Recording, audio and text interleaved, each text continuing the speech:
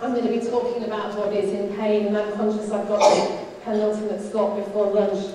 If you're experiencing a different kind of pain, please bear with me, and I hope there'll be enough here to sustain your interest. Primum non nocere. Above all, do no harm. This is one of the fundamental precepts of medicine for all of us in healing professions. It's a maxim that calls upon us to consider before we act. If there's a risk of harm, for a less than certain chance of benefit. So my name's Caroline Dower, and I'm not a doctor, I'm a psychotherapist. I'm called upon to act when the pain is emotional. It's relational. I'm called upon to help with that pain, but crucially I see that a big part of my role is in helping people to bear their pain and to understand how they are acting in relation to themselves in this pain, and therefore how they may be able to participate in the healing of that pain. So I work here at Durham University, so I'm working largely with students. You all, you're super smart. You know, you've achieved at a really high level to get here. When you're here, you seem largely to be working hard. You're playing hard, participating hard. And when you go on from here, you're usually going on to very good jobs or further study. So, all's good, right? Smart, ambitious, a sense of a future. But we know that there are bumps along the road. There are distressors. Beneath all that achievement can sometimes lie quite an anxious, striving tone. And I don't want to diminish the pressures of student debt, the fears of an uncertain future. In university, at whatever age and stage we take it on, is a moment of transition, and change can always be a bit unsettling. But largely our students, you all, are navigating it fairly well. But what I'm interested in, what I'm curious about, is what's happening here at universities like this all over the world, high-achieving universities, that many of you are harming yourselves in the service of trying to feel better.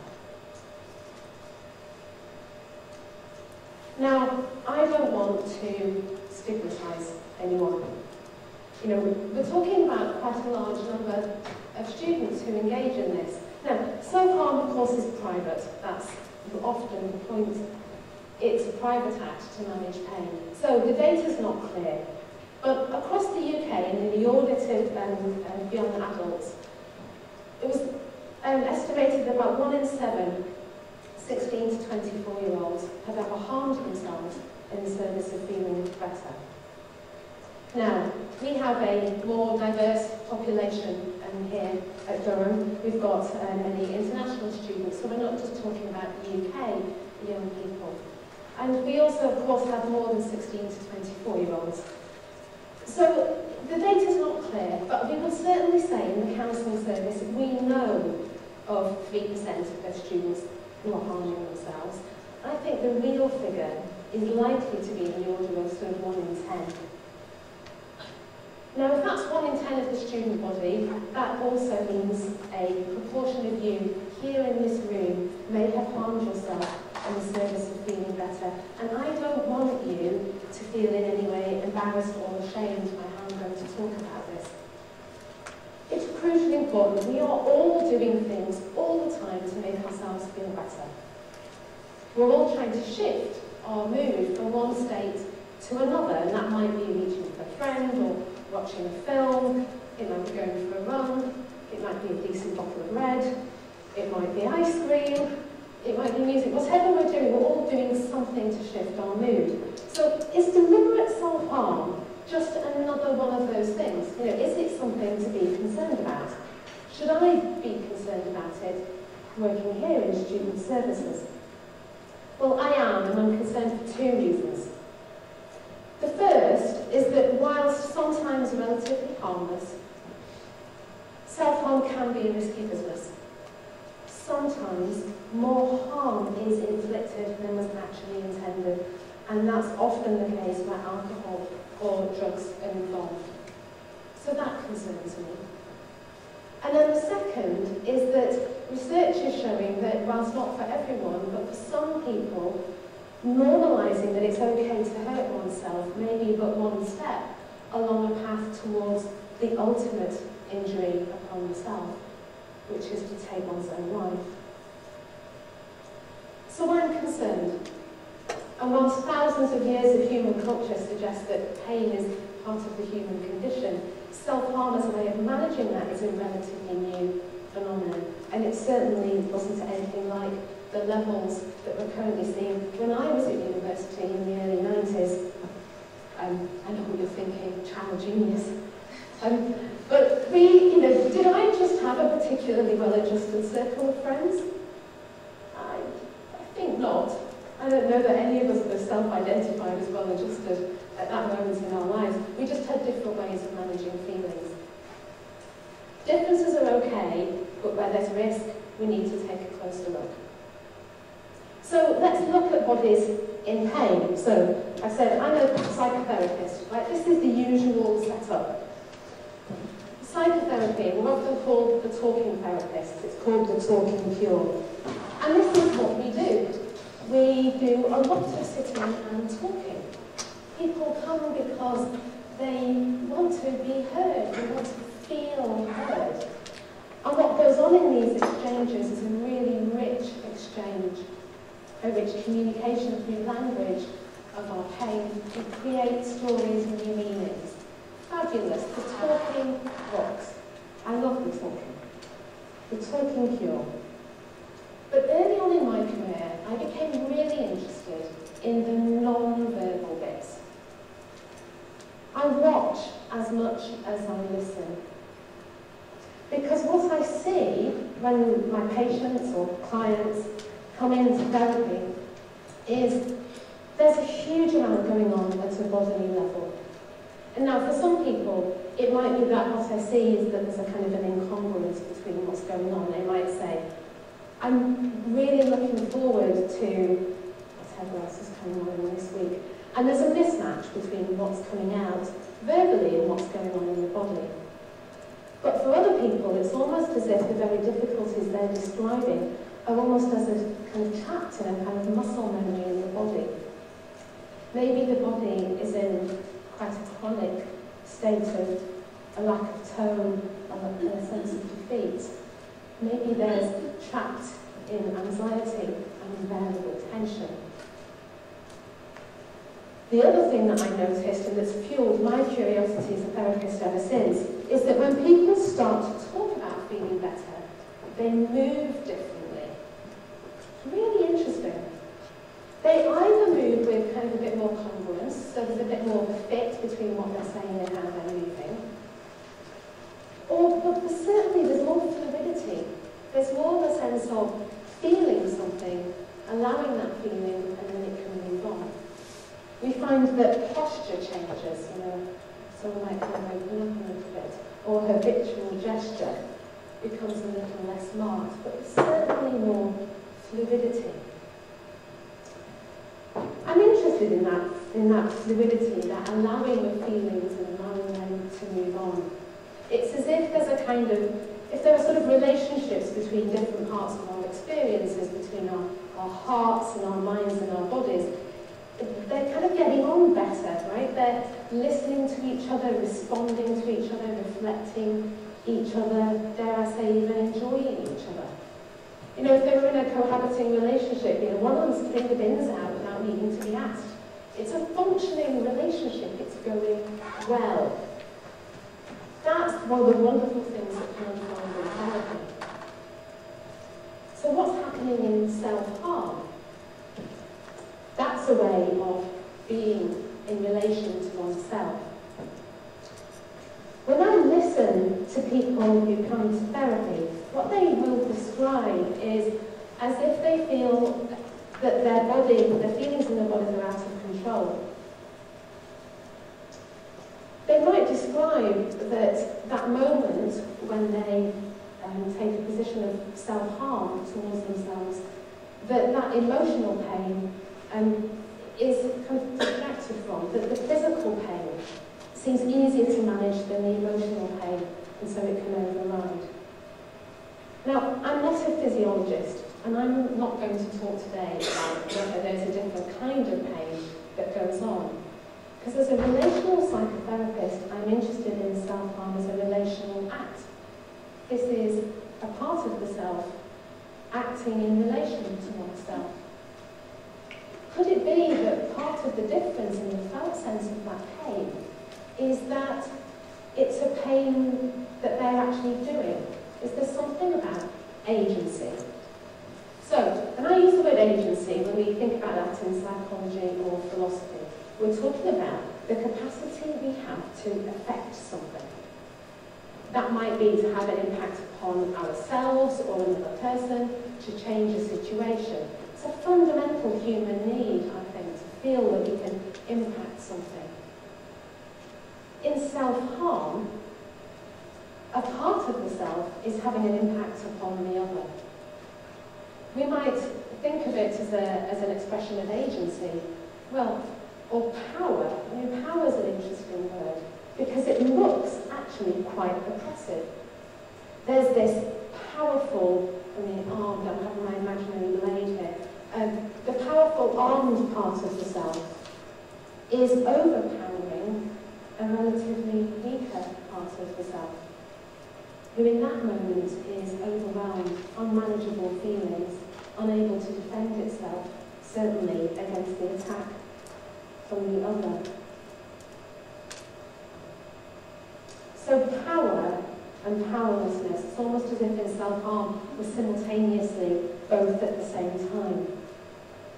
So let's start with powerlessness. Now, I get that. Sometimes we are really impacted by things that are completely out of our control. People die. People hurt us. We might experience failure, a sense of shame. There are undoubtedly social and political structures out there that hugely impact our sense of well-being. And maybe it is realistic to you that actually some of those really are out with our control. So how then do we bear the powerlessness? How can we bring a different attitude to that, a different stance? Because the experience of any kind of pain is very subjective, and we know from researchers in physical and emotional pain that we can adopt a certain stance and relate to ourselves in a way that might change that experience. I had a really powerful experience actually during my university years, in my early 20s. I experienced nerve damage down this lower left arm. It was excruciating. Nerve damage is a terrible, awful, painful thing. The only painkillers that got anywhere near the edges of that kind of completely knocked out my capacity to concentrate and think. You know, they kind of had to be very strong. They were. I could barely kind of digest a page of a book, let alone take in whole articles, think, write. These aspects of my experience that were so important to my sense of identity in my early 20s, as I'm sure they are to those of you studying here now, they were being completely knocked off by the painkillers. And so in that moment, I found a bit of agency. I found a choice. And I decided, I choose books. I choose the capacity to think and write. And that means I'm kind of choosing pain over not pain. Now, did that magically take the pain away? Oh no. I mean, it was excruciating. But in playing a bit of part in the choice of that, yes, it was out of my control. Yes, I was powerless in the face of pain. But in choosing to kind of bear it, that relationship shifted a little bit. And I think that's really important because I feel as if that we're in a kind of cultural moment, and I would absolutely put my hand up and say that as a psychotherapist we might be contributing to this. But we're at a kind of place where we're kind of being told, if you've got a difficult feeling, you don't need to have it. You can change it. It's quite an aggressive position, it seems to me, towards feelings. And I'm sure you don't need me to tell you that emotions are super important. They're signposts. They inform us, they guide us, they shape us. They tell us about the things that we need to change, about the way we're organising our lives and our relationships, or how we spend our time. So I'd like us to think about, could there be a kind of less aggressive position? Can we learn to bear our feelings? Bear to listen to our feelings as we do in therapy. So that's the powerlessness. What about this powerful side, this bit of ourselves that takes to ourselves an attack? Are there more healthy expressions of that kind of agency? Well, I think that, in part, of course I'm going to say this, coming to therapy is a very healthy choice. That's an expression of agency. If we come to it with the attitude, not of, I need to get rid of this feeling, but a more inclusive, gentle tone, or I want to understand, I want this feeling to inform me, I want insight, understanding, and I want to learn to bear it. If we go to therapy, then I think therapy could be very changing. But I'm not only interested in therapy because I'm aware that that's not for everyone. Courses for courses. There are a proportion of you out there who would probably rather sever your right arm than come and spend 50 minutes and talk about feelings. However friendly and nicely we might be presenting ourselves. So it's not for everyone. I'm just as interested in how we might use our bodies also as a resource. It's not always about the talking. Our bodies might be a resource. So here at the university I'm on Calm to the Core. Calm to the Core is a series of drop-in sessions, and it's about using movement and breath to influence the symptoms of anxiety. There's no talking, there's no sharing, there's no explaining where the anxious feelings come from. It's about working with the body to shift that state from one state to another. I think that's a really healthy expression of agency. But there are other things too. Can we just relate to ourselves in an empowered but not aggressive way? Think about how you feed yourselves, how much you get sleep, how much you use other sources of support. There are other ways to be powerful. So we've talked about being powerful, we've talked about being powerless. It seems to me that in emotional health, we strike a healthy balance between the two. I see self-harm, it's almost like an oppressive regime, it's like a civil war between parts of the self. I'm concerned that many students are bearing the scars of those battles. Could we find a power-sharing agreement? In the spirit of these talks today, in Daring to Be, could we dare to find a different balance of power, where we're powerful, we're powerless, but above all, we're striving to do no harm? Thank you for listening.